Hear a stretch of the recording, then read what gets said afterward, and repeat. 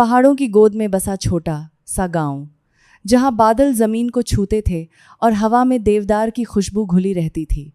वहीं अपनी नई जिंदगी शुरू करने आई थी अनाया। शहर की भागदौड़ से दूर उसने एक छोटा सा घर लिया था, जो आसपास के बाकी घरों से काफ़ी दूर, लगभग सुनसान जगह पर था।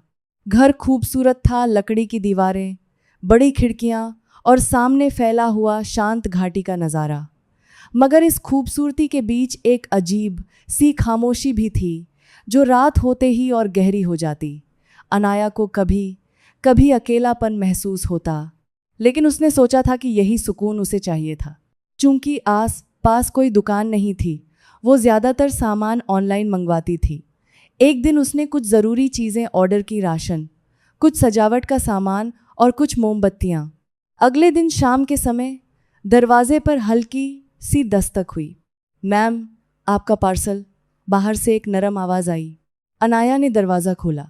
सामने खड़ा था एक लड़का करीब 25 साल का, साधारण कपड़े, मगर आंखों में एक सादगी और मुस्कान में अजीब सी गर्माहट। मैं आरव, डिलीवरी के लिए आया हूँ, उसने हल्की मुस्कान के साथ कहा।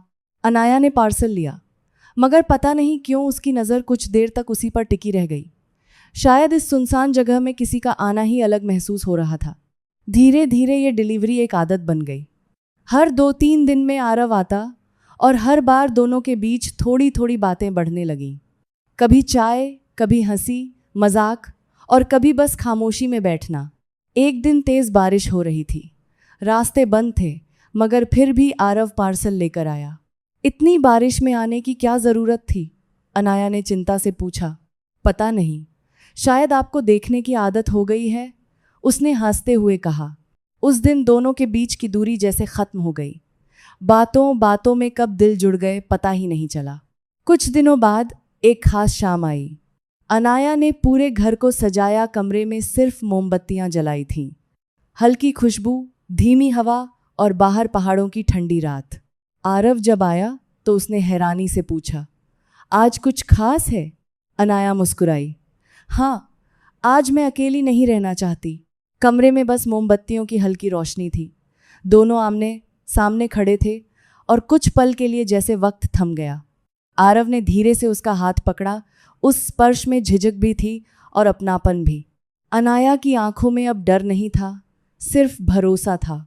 वो रात दोनों के लिए एक नई शुरुआत थी, जहां दो अकेले दिल एक दूसरे का सहारा बन गए। मोमबत्तियों की रोशनी में उनकी परछाइयां दीवारों पर नाच रही थीं, जैसे उनके प्यार की गवाही दे रही हों। बाहर ठंडी हवा बह रही थी, मगर उस कमरे में एक अलग ही गर्माहट थी, प्यार की, विश्वास की और उस एहसास की जो शब्दों में नहीं बयां हो सकता। उस सुनसान पहाड़ी घर में अब खामोशी नहीं थी। अब वहां दो धड़कनों की आवाज़ थी, जो एक साथ चलना सीख चुकी थीं।